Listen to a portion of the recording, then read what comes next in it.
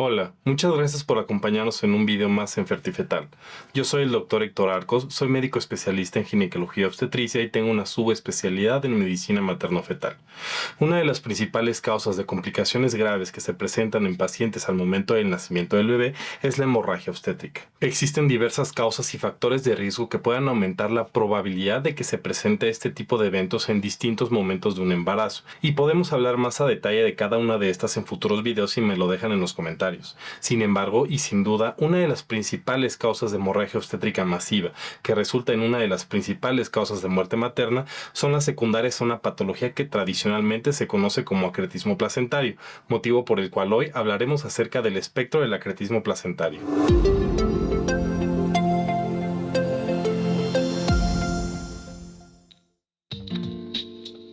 Es muy importante enfatizar que este video va dirigido a personas que estén interesadas en el tema, conocen a alguien que pueda estar en riesgo de padecer esta patología o aquellas que se encuentran cursando con este diagnóstico.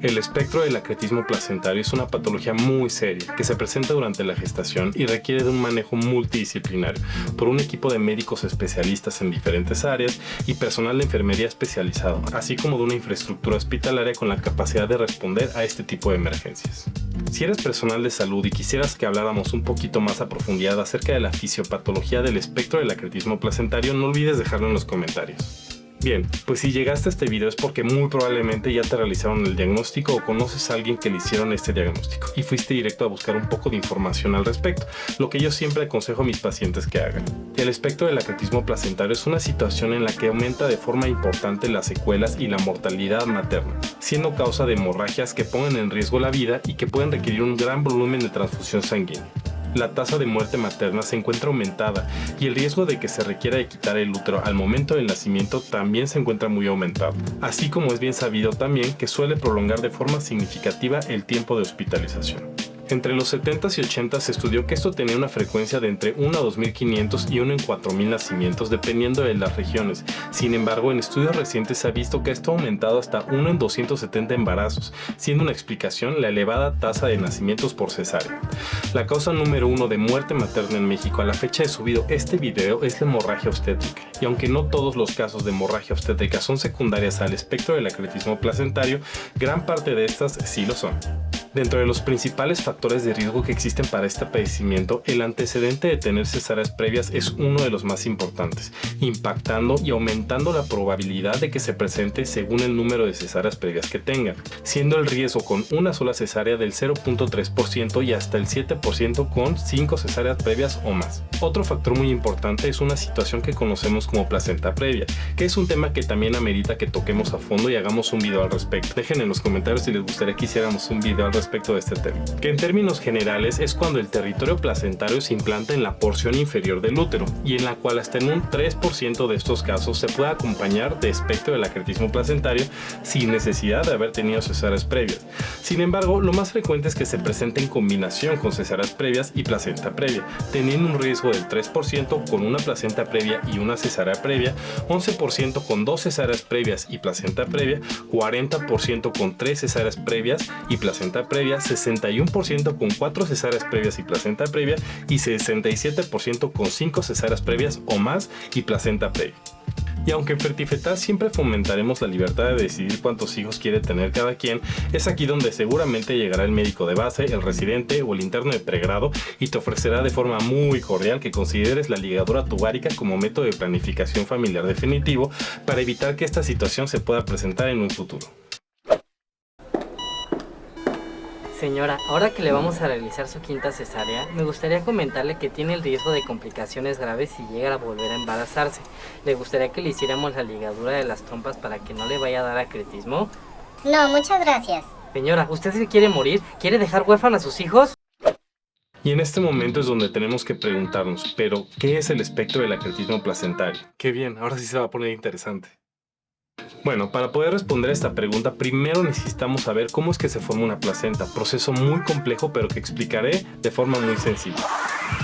En un ciclo menstrual regular de, por ejemplo, digamos 28 días en donde menstruas mes con mes como un relojito, se espera que más o menos en el día 14, entre el 12 y el 16 de tu ciclo, se presente la ovulación. Al entrar en contacto los espermatozoides con el óvulo ahora fecundado se le llamará cigoto y viajará por las trompas hacia el útero mientras este ya está en su proceso de división genética en estructuras llamadas blastómeras, adquiriendo el nombre de mórula y posteriormente de blastocisto en dependencia del número de blastómeros que tenga y si ya forma una cavidad que se conoce como blastocele, donde ya le podremos dar nombre a los distintos grupos de células del embrión, dentro de las cuales para este padecimiento hay que hacer mención especial de las células trofoblásticas. Es en esta forma de blastocisto en la cual se dará la implantación dentro del útero y esto ocurre alrededor de los 6 a 9 días después de la fecundación, que si ya sumamos el tiempo de que tuviste relaciones, ya llevamos alrededor de 8 a 12 días. La implantación es un proceso muy complejo que se da al entrar en contacto el embrión en forma de blastocisto con el endometrio y tiene dos etapas. Una es la adhesión, donde básicamente se pega el endometrio, que es la capa interna del útero y que en este momento le llamamos deciduo, que es básicamente un endometrio gordito y rico en azúcares y nutrientes para que el embrión se pueda implantar. Y la otra es la penetración, en donde también por medio de mecanismos muy complejos termina formando algo que llamamos lagunas vasculares, con la finalidad de posteriormente crear algo que llamamos vellosidades coriales. Como ya mencionamos antes, para que se pueda dar la penetración, el blastocisto irá rompiendo a nivel microscópico algunos tejidos del endometrio o decidua en busca de nutrientes dados por la sangre, así que irá encontrándose con vasos sanguíneos del útero, los irá rompiendo para iniciar la formación de las vellosidades coriales. Primero las primarias, posteriormente secundarias y después terciarias, según el tamaño y si ya comparten flujo sanguíneo con la madre, mediante las cuales tú compartirás el oxígeno y los nutrientes necesarios para tu bebé. La placenta inicia como una capa de células que ya mencionamos antes y que se conocen como trofoblasto o células trofoblásticas, que se adhieren al deciduo y se subdividen en dos tipos, citotrofoblasto y sincitotrofoblasto. Conforme avanza el embarazo, las células trofoblásticas se ramifican como las raíces de un árbol. Dentro de estas vellosidades se forman vasos sanguíneos que se conectan con el cordón umbilical de tu bebé. En la base de estas vellosidades, el segundo tipo de trofoblasto, el sincitotrofoblasto, mantiene a estas raíces fijas al útero materno para que puedan posteriormente compartir nutrientes con la gestante. Señales químicas del útero indican a estas células hasta dónde pueden llegar. Sin embargo, algunas de estas viajan un poquito más lejos hacia el miometrio, la capa de músculo que se encuentra debajo de la deciduo, entrando en contacto con las arterias de la mamá, tapizándolas, con lo que van a aumentar su tamaño y van a permitir que crezca el calibre de estas, permitiendo que aumente el flujo alrededor de las 12 semanas de gestación.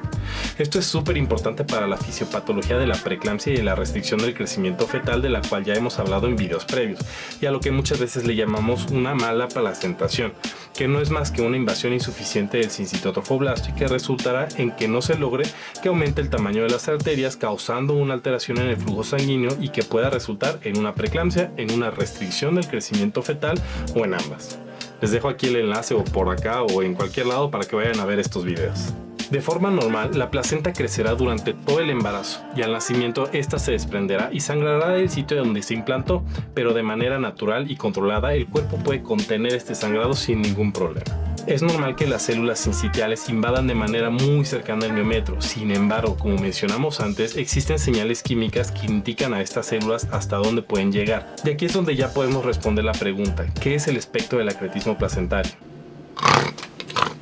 Y es que en pacientes en quien ya se han realizado procedimientos quirúrgicos en útero de cualquier tipo, siendo más frecuente las cesáreas previas, pero pudiendo ser también legrados, aspiraciones, miomectomías, resectoscopias, entre otros tipos de procedimientos quirúrgicos, pueden alterar la integridad de una membrana o barrera, inclusive haciéndola desaparecer, lo que puede representar una invasión más profunda del sincitotrofoblasto, aumentando el calibre de la vasculatura más profunda del útero. A esta membrana la conocemos con el nombre de Anita Buch, descrita por Raisa Anita Buch en 1887 y quien fue una patóloga de origen ruso a quien le debemos gran parte de la descripción microscópica del útero y que hoy en día sigue siendo vigente. Esta membrana no se logra ver a simple vista, ni siquiera al microscopio, pero se le conoce por estudios más complejos de inmunohistoquímica y es la responsable de decir a las placentas y a las células del sincitotrofoblasto hasta aquí. Aunque ya mencionamos los factores de riesgo y explicamos por qué se presenta esto, nada de esto explica por qué puede llegar a presentarse este padecimiento en mujeres que no han tenido embarazos previos ni procedimientos quirúrgicos, por lo que todo esto que hemos explicado ahorita sigue siendo una hipótesis a la fecha de subido este video.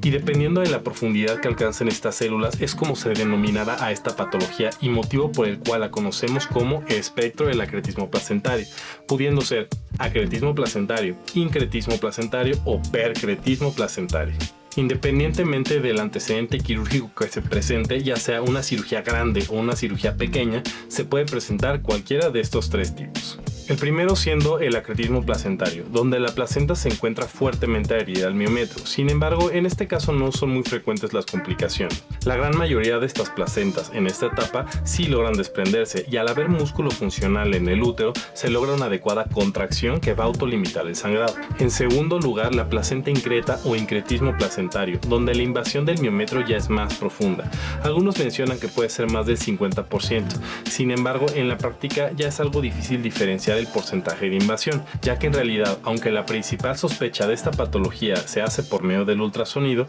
la manera en la que esto se confirma y se concluye el diagnóstico es posterior al nacimiento, donde los expertos del servicio de patología pueden revisar a profundidad el útero y la placenta. Ya en esta etapa la placenta difícilmente se va a poder desprender. Cabe mencionar que no siempre se presentará esta anomalía en todo el territorio placentario, por lo que pueden haber porciones que sí se desprendan y otras que no, y el intentar desprender esta placenta o alumbrarla y se desconoce el diagnóstico, probablemente resulte en hemorragias masivas que en minutos puedan costarle la vida a la paciente. Y por último, y el grado más avanzado, y una de las situaciones que los que nos dedicamos a esto más respetamos y quisiéramos evitar, el perecretismo placentario, donde la invasión de las células del trofoblasto ya alcanzaron inclusivemente a otros órganos, siendo el sitio más frecuente la vejiga, ya que como mencionamos antes, el principal factor de riesgo son las cesáreas previas, y la cesárea con mayor frecuencia se hace cerca de la vejiga, pero en otros procedimientos pudiendo llegar a afectar el intestino, colon o inclusivemente territorios vasculares, lo que aumenta de manera muy significativa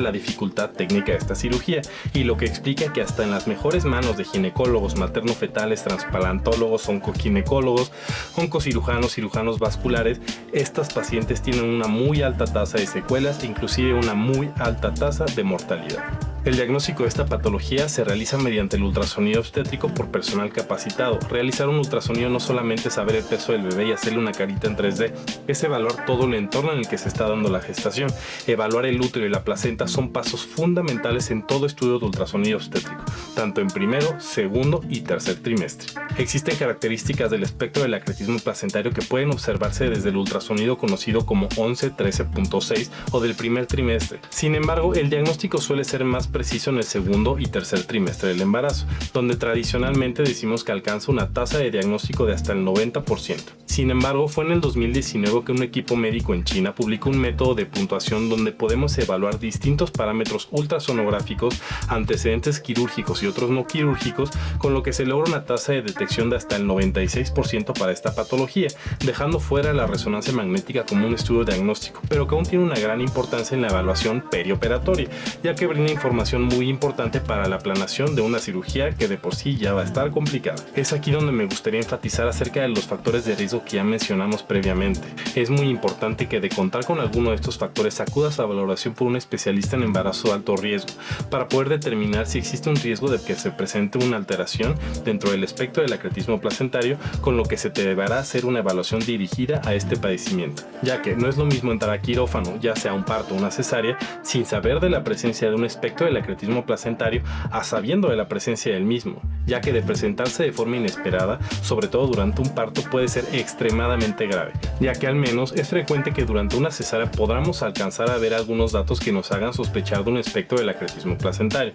Detengamos la cirugía y pidamos apoyo a todo el personal necesario para poder continuar con esta cirugía. Esto en caso de que se tenga estos recursos, ya que siempre es mejor tener el conocimiento del diagnóstico antes de iniciar la cirugía para elegir un centro hospitalario con todos los recursos para este tipo de atenciones, ya que de iniciar una cirugía en un centro hospitalario que no cuente con estos auxiliares, al entrar al abdomen y ver datos que nos hagan sospechar de esta patología, lo mejor será no tocar el útero, cerrar el abdomen y trasladar de manera urgente a un centro capacitado para el manejo de este padecimiento. Tal vez en este momento puedas preguntarte, ¿y cuál es el tratamiento? Y desafortunadamente no existe tratamiento para esto. Una vez que hemos visto que la placenta ha invadido más allá de lo normal, lo mejor que podemos hacer es vigilar tu embarazo por un equipo especializado en embarazo alto riesgo, ya que aunque se puede presentar otras situaciones como en cualquier otro embarazo, el verdadero desafío se presentará al momento del nacimiento, el cual para este padecimiento es obligado el nacimiento por cesárea. Al final, la decisión será tomada en conjunto por la paciente y su médico tratante. Sin embargo, en estos dos artículos se habla acerca del momento en el que se debe finalizar un embarazo en este contexto de forma ideal. En este artículo se menciona que el nacimiento entre la semana 34 y 35 no representa un aumento significativo en las complicaciones neonatales previa administración de esquema de inductores de maduración pulmonar. Déjenme en los comentarios si quieren saber un poquito más al respecto de este esquema de medicamentos. Y en este otro artículo se menciona que en el 93% de los casos en que los embarazos se prolongaron más de 35 semanas, el principal motivo de la finalización fueron los sangrados. Y esta es una situación muy importante, ya que debes saber que no es lo mismo entrar a un quirófano con un plan y con todo preparado a entrar porque existe una urgencia, en este caso un sangrado, y esto definitivamente impactará negativamente el resultado final tanto para la mamá como para el bebé. Por lo que con estos dos artículos y con algunas otras recomendaciones yo siempre sugiero finalizar el embarazo entre las 34 y 35 semanas, ya que aunque existen riesgos, continuar el embarazo más allá de las 35 semanas puede tener complicaciones muy graves. Es importante mencionar también que aunque esta es la recomendación, siempre hay que informar que estas mismas complicaciones pudiesen llegar a presentarse incluso antes de estas 34 o 35 semanas de embarazo. El manejo de este padecimiento es muy complejo, requiriendo de médicos altamente especializados en temas de medicina materno-fetal, medicina crítica en obstetricia, oncoginecología, cirugía general y trasplantes, cirugía vascular, oncocirugía, medicina crítica y el equipo más especializado de enfermería, así como necesidad de bancos de sangre y unidad de cuidados intensivos, recursos que no se encuentran en todos los centros hospitalarios. Siempre será mejor tener al equipo médico y de enfermería capacitado, los hemoderivados listos y los medicamentos listos a no tenerlos, ya que esto impactará de manera muy importante en la probabilidad de que se presente la mortalidad materna. Por último, me gustaría agregar una situación muy especial. Aunque ya comentamos que este diagnóstico puede sospecharse desde el ultrasonido 11-13.6, esto puede llegar a verse incluso desde el primer ultrasonido, cuando vemos que el bebé es apenas un embrioncito, y a esto le llamamos una implantación en cicatriz de cesárea previa. Y como su nombre lo dice, es cuando vemos que el saco gestacional en etapas muy tempranas del embarazo, hablando entre las 4 a 6-7 semanas, vemos que se encuentra implantado en el sitio de una cesárea previa, que puede aplicar a cicatrices uterinas previas por otras cirugías, por lo que es muy importante que si de tener antecedentes de miomectomías o cirugías previas, preguntemos bien en qué parte del útero se realizó este procedimiento, ya que se ha visto que según una revisión sistemática, cerca del 82% de los diagnósticos realizados de espectro del acretismo placentario, en un primer trimestre se tenía la presencia de una implantación en una cicatriz previa, lo que se traduce en un riesgo relativo de 19.6, lo que en palabras simples es casi un 2000% o 20 veces más de riesgo que se convierta en un espectro del acretismo placentario, por lo que en estos casos, y dado la severidad de este padecimiento, se puede sugerir la interrupción del embarazo por distintos métodos, que a pesar de ser un embarazo temprano tiene sus riesgos y complicaciones, y estos van desde un abordaje endoscópico, legrados, medicamentos aplicados directamente al saco gestacional, a medicamentos quimioterapéuticos para inhibir el desarrollo de este embrión, que independientemente que si estás a favor o en contra de la interrupción legal del embarazo, o si tu médico sea o no objetor de conciencia para la interrupción legal del embarazo, siempre se debe tener este manejo como una opción.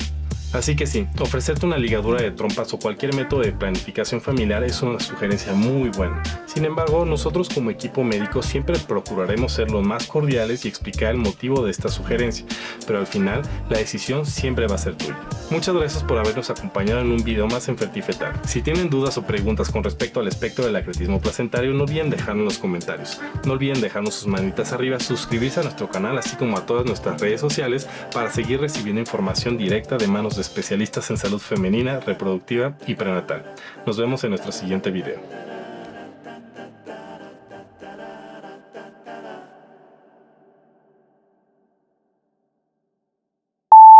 No, muchas gracias. Mi esposo me cuida.